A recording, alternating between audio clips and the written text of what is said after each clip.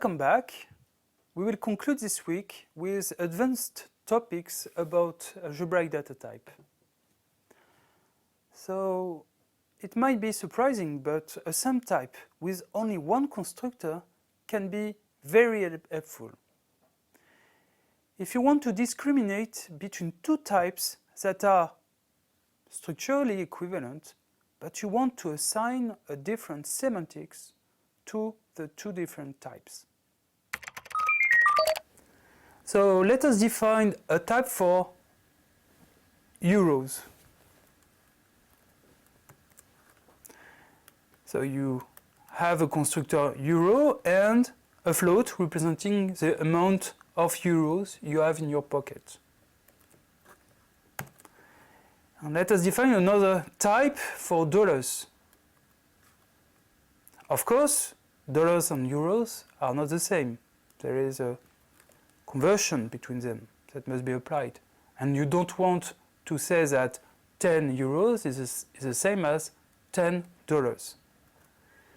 In fact, the type checker is able to help you to avoid confusing these two monies. So let's see why. So here is $4, here is 5 euros, and if you try to compare them, the type checker says that you cannot compare euros and dollars. If you want to do so, you have to first convert your dollars into euros, and after that you can compare the euros that you obtain. Sometimes, when you write a pattern matching, several branches really have exactly the same code. So it's always a bad idea to duplicate codes. Fortunately, using what is called OR patterns, you can factorize these branches into a unique branch. The syntax is the following one. You first write your pattern, the first pattern, a pipe, and after that, another pattern. And it is really read like an observation of the first pattern or the second pattern. The only constraint is that the two patterns must contain the same identifiers. So let us consider this function that removes the head of the list if it begins with 0 or 1. Here you can notice that these two branches contain the same code, which is to return excess. Using an OR pattern, you can actually factorize by saying that the two patterns, this one and this one, share the same code for their branches. So there is a unique branch with a OR pattern inside. In fact, you can even use OR pattern deeply inside your patterns. For instance, here you can factorize this part of the pattern, which is common between the two of your patterns, and just say that the head can be 0 or 1. Sometimes it is also very convenient to be able to name a matched component. This is a rule of what is called as patterns. The pattern written like this, some pattern has x, is read like that. If the value can be observed using the pattern, name it x.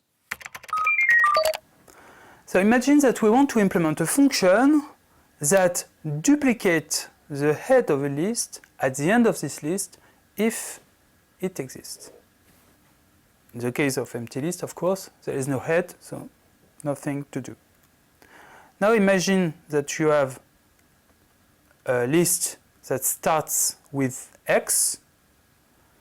What you want to say is that you want to take that list and concatenate a list with only the head at the end of this list.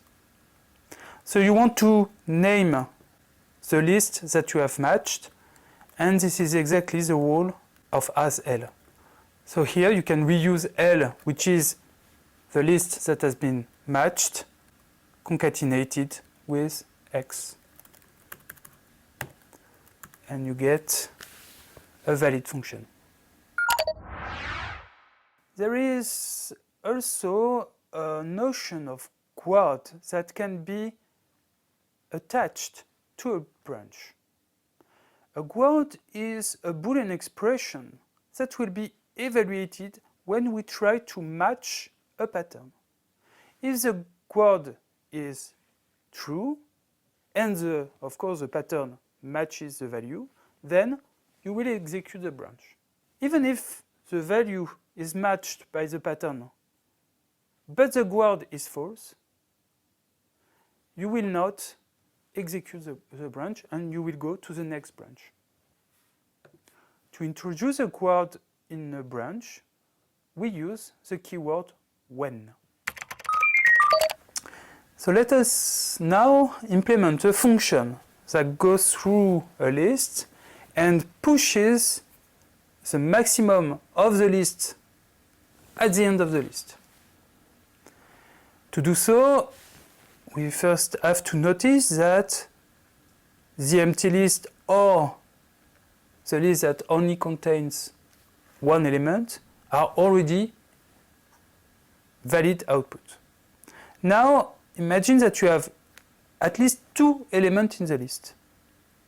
Then you have two cases. The first one is the fact that the first element is less than the second element, in which case the second element might be the maximal element of the list, so you will continue with it. Otherwise, you have to permute the two elements because X might be the maximal element of the list. The role of these two branches is to discriminate between the previous two cases. So we can't not only use the shape of the list because the shape of the list is the same in the two cases. We have to add an extra check, an extra guard, which is written here. When X is less than Y, we are in the first case, the case in which we can continue with the list because X is not the maximal element of the list. And finally, the last case is the one when you have to permute the two elements. So, for instance, on the list 3, 2, 1, this function pushes 3 at the end of the list. So we have finished our first tour of the feature of OCaml type system. In fact, there are many features that we did not show. Objects, in fact, OCaml is an object-oriented programming language. This is why it started with a O. First-class modules are a way to define components that are different from objects, but very useful too. Polymorphic variants are a way to define some types that are extensible. And finally, generalized algebraic data types are a generalization of algebraic data types that allows you to have a more precise typing of data type constructors. Still, even if you don't have all the features of the OCaml type system in your hand, you can still write very interesting programs like higher order functions. That's the topic of the next week.